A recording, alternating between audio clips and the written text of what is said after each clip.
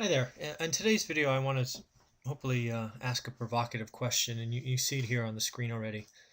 And that is, could the U.S. become a predominantly renter nation?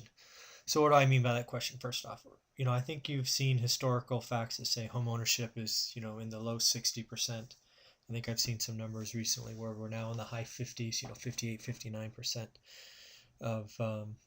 of age adults own their home. And I'm curious if, if we ever thought about what would happen if we flipped that and predominantly, everybody rented. And are we, could we get there as a nation? Could we get there as a state? Or could we potentially get there as a city, maybe a city like San Francisco? So I have traveled over the world and was really surprised to see when I was in Switzerland. I had heard about, a lot of the real estate being owned by insurance, finance companies, and the like, and that the majority of folks rented. I have to admit that I didn't really believe that. It just seemed so foreign to my biased brain, which was clearly a mistake. Because what I did is I came home and I realized, and I just asked, right? Went to our favorite search engine, Google, and asked, what is the percentage of Switzerland that own?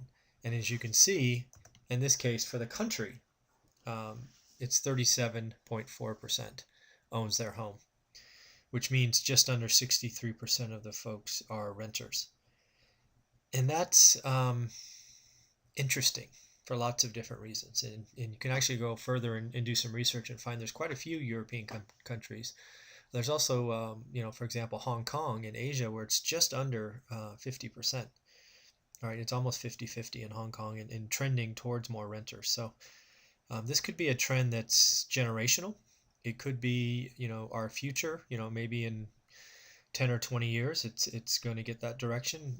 There's certainly I think it's a fact, certainly an informed opinion that a lot of baby boomers bought homes when they were of age in their 20s. And I think there's a general knowledge that millennials are a lot more mobile, obviously impacted with student debt and lots of other reasons, and they're not owning or buying at the same rate as baby boomers, for example, if you take those.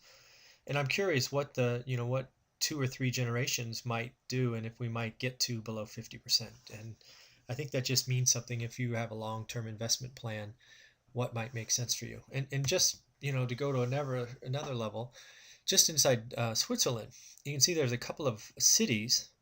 Basel City, which I have not been to, is 16%. In Geneva, which I was in, just over 18% own their home. Think about that. That's less than 1 in 5 owns their own home. So again, I think this begs a couple of questions.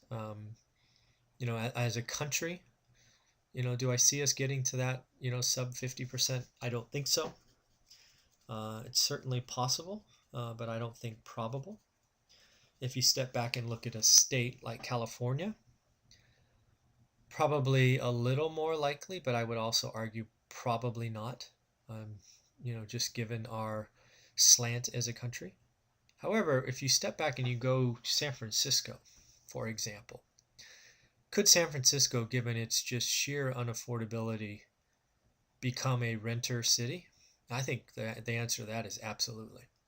I think that's the best outcome a city like San Francisco could hope for, because if they don't turn into a renter nation, the property values eventually will fall, and probably fall bad, because they just become unaffordable to buyers, and you lose all your service industry, and the city just crashes in on itself. So again, I wanted to share this with you. It was a surprise to me. I had to do some research, but I think it really should hopefully spark some ideas.